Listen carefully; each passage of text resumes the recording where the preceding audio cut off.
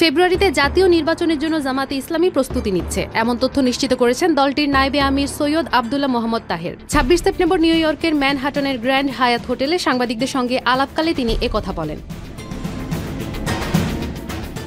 সাংবাদিকদের প্রশ্নের জবাবে তাহের বলেন, ফেব্রুয়ারিতে নির্বাচনের একটি সম্ভাব্য তারিখ ঘোষণা করা হয়েছে। আমরা সবাই এর সঙ্গে একমত। আমরাও ফেব্রুয়ারিতে নির্বাচনের প্রস্তুতি নিচ্ছি, তবে তার আগে কিছু গুরুত্বপূর্ণ বিষয় সমাধান করতে হবে, যেমন জুলাই সনদ। এটির বিষয়ে আমরা একমত হয়েছি, কিন্তু সেটি বাস্তবায়ন না হলে সেখানে একমত হওয়ার কোনো বাস্তবতা নেই।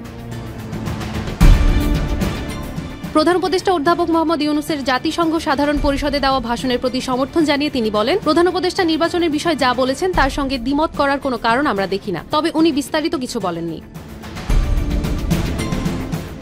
প্রধান উপদেষ্টার বক্তৃতার প্রশংসা করে তাহের আরো বলেন, জাতিসংঘে প্রধান উপদেষ্টা যে ভাষণ দিয়েছেন তা খুবই চমৎকার। আমি মনে করি যদি এটি বক্তৃতা প্রতিযোগিতা হতো তবে তিনি নিঃসন্দেহে একটি গোল্ড মেডেল পেতেন। জামাতের এই নেতা আরো বলেন, চমকপ্রদ বা ব্যতিক্রম হচ্ছে প্রথমবার কোনো রাষ্ট্রপ্রধানের সফরে মূল রাজনৈতিক দলগুলোর স্টেক হোল্ডারদের সফর সঙ্গী করা। আমরা এই উদ্যোগকে স্বাগত জানিয়েছি।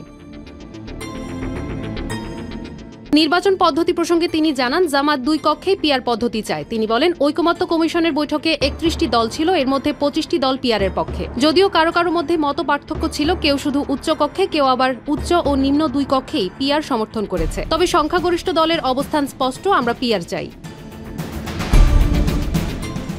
পিআর কার্যকর না হলে নির্বাচনে অংশ নেবেন কিনা এমন প্রশ্নের জবাবে তাহের বলেন, ইফ বাট এসব রাজনীতিতে নেই। আমরা আমাদের দাবি জানিয়েছি, আশা করি সরকার এটি মেনে নেবে, কারণ এটা জনগণের প্রয়োজন, আর আমরা ফেব্রুয়ারির নির্বাচনে অংশ নেব।